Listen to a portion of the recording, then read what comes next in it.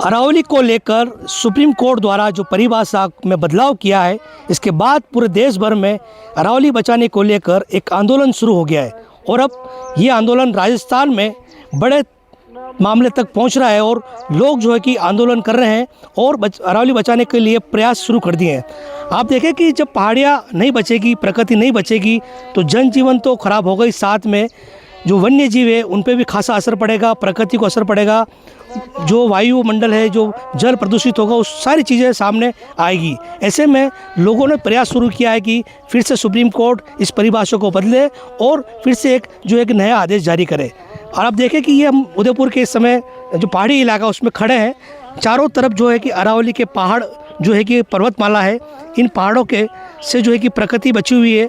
यहाँ की वायुमंडल बिल्कुल साफ़ सुथरा है, जिसमें लोग आराम से रह रहे हैं, वन्य जीव है वो आराम से रह रहे हैं, शांति से रह रहे हैं। यहाँ की जो झीलें हैं वो लबालब भरी है, बरसात की भी यहाँ पर अच्छी आवक रहती है। ये सब अरावली होने के कारण ही होगा। लेकिन जब इन अरावली को यहाँ से अब सुप्रीम कोर्ट की जो परिभाषा आई है कि 100 मीटर के ऊपर से ही अरावली मानी जाएगी, उसके नीचे अरावली नहीं मानी जाएगी, ऐसे में लोगों में आक्रोश है। लोग क्या सोचते हैं, हमारे साथ अभी इस समय मौजूद है वरिष्ठ अधिवक्ता मनीष शर्मा, उनसे बात करेंगे कि सुप्रीम कोर्ट की तरफ से जो परिभाषा बदली गई है अरावली को लेकर, क्या सोचते हैं आप? ऐसा है कि माननीय उच्चतम न्यायालय द्वारा 20 नवंबर 2025 का जो आदेश पारित किया गया था, उसमें अरावली पर्वत श्रृंखला के अंतर्गत 100 मीटर की जो पहाड़ियाँ हैं उन्हीं को अरावली पर्वत श्रृंखला के अंतर्गत पहाड़ी माना है। ऐसे में 90% जो पहाड़ियाँ हैं वो कानूनी संरक्षण के दायरे से बाहर हो जाएगी।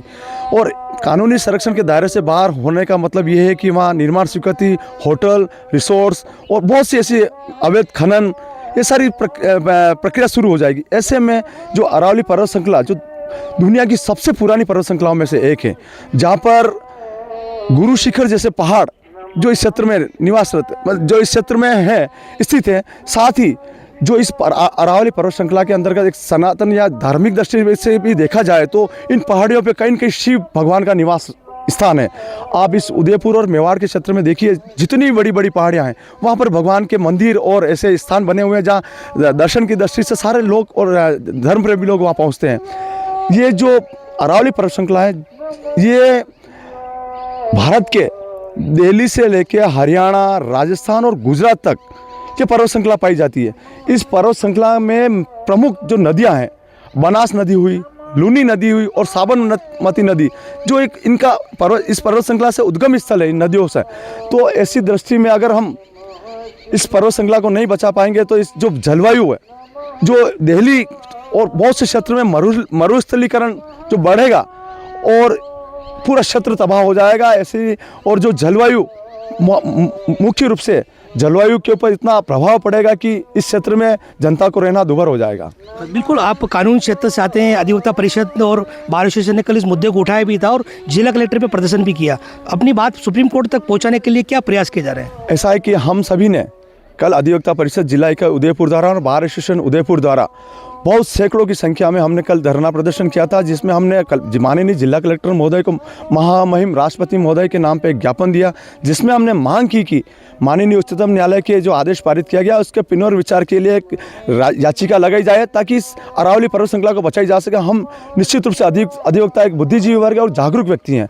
हम इस अरावली पर्वत श्रृंखला को किसी भी रूप में नष्ट नहीं होने देंगे। हम जितना भी बड़ा आंदोलन होगा उसमें करके रहेंगे और अरावली पर्वत श्रृंखला को बचा के रहेंगे। देखिए, बिल्कुल सभी अरावली पर्वत को बचाने के लिए प्रयास कर रहे हैं। हमारे साथ इतिहासकार अजातशत्रु भी मौजूद है, उनसे बात करेंगे कि इतिहास की दृष्टि से भी देखें और भूगोल की दृष्टि से देखें तो इस परिभाषा में जब बदलाव किया जा रहा है तो क्या सोचना आपका? मैं सबसे पहले तो न्यूज़ 18 राजस्थान के सभी व्यूअर्स को डॉक्टर अजातशत्रु सिंह शिवरेती का प्रणाम। मैं आपको शुरुआत करता हूँ इस मेवाड़ की।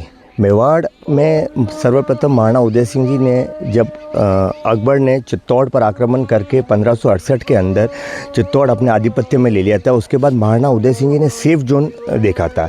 तो आज ये जो मेवाड़ जो है, आज अरावली की पहाड़ियों के बीच में उन्होंने सेफ जोन करके आज उदयपुर को एस्टेब्लिश किया और आज जितने भी जो महाराणा है वो आज यहाँ एस्टेब्लिश है और आज सर्वाइव कर रहे हैं ड्यू टू दिस ये माउंटेन रेंज, ठीक है। और इसके अलावा मैं आपको बता दूं कि सर्वप्रथम कर्नल जेम्स टॉड के बारे में आपने सुना होगा। वो अंग्रेज सरकार के अंदर एक जोग्राफर था, इतिहासकार था और मिलिट्री शासक के रूप में उनका अग्रणी रूप से उनका सैनिक था। उसकी जो पुस्तक है जर्नी ऑफ वेस्टर्न इंडिया, उसमें उसने सबसे पहले इस माउंटेन रेंज के बारे में विस्तार से उसने अपना विवरण दिया। उसके 95 से लेकर 135 पेजेस के अंदर आप देखेंगे उसकी एक महिला मित्र थी, वो स्केच बनाती थी माउंटेन रेंज का और वो उस किताब के अंदर मौजूद है। तो इस माउंटेन रेंज की जो सर्वप्रथम जो व्याख्या है कर्नल जेम्स टॉड द्वारा की गई और आज जो ये इसका जो ध्रुवीकरण हो रहा है वो निश्चित ही बड़ा दुर्भाग्यपूर्ण है।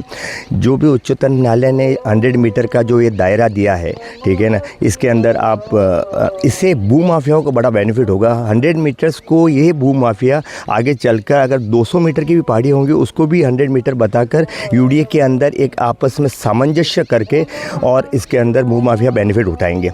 तो निश्चित ही आपको ये मानना चाहिए कि उच्चतम न्यायालय में हमारे जैसे अधिवक्ता पूर्व बार एसोसिएशन के अध्यक्ष मनीष जी ने कहा है कि हम इसको उग्र आंदोलन करेंगे और जो ये तुगलकी फरमान है, ठीक है, इसकी जो लड़ाई है वो आपको कानून से ही लड़ी जाएंगी। जो उच्चतम न्यायालय का फैसला है उसको चैलेंज करने के लिए सभी अधिवक्ताओं को आगे आना चाहिए और इस फरमान को के लिए एक कमेटी का गठन करके और बेंच के आगे प्रस्तुत करना चाहिए। जी देखिए, बिल्कुल ये थे इतिहासकार राव अजातशत्रु। उनसे पहले बात हुई हमारी वरिष्ठ अधिवक्ता मनीष शर्मा। इतिहास के हिसाब से, भूगोल के हिसाब से हर तरफ से ये नुकसान होगा, इन सभी का कहना है, क्योंकि जब प्रकृति से छेड़छाड़ होगी तो वायुमंडल, जल और वन्य जीव और लोगों के सभी पर खासा असर पड़ेगा, जिसमें फिर एक बार सुप्रीम कोर्ट को विचार करने की आवश्यकता है। कमलेश दखनी, न्यूज़ 18 उदयपुर।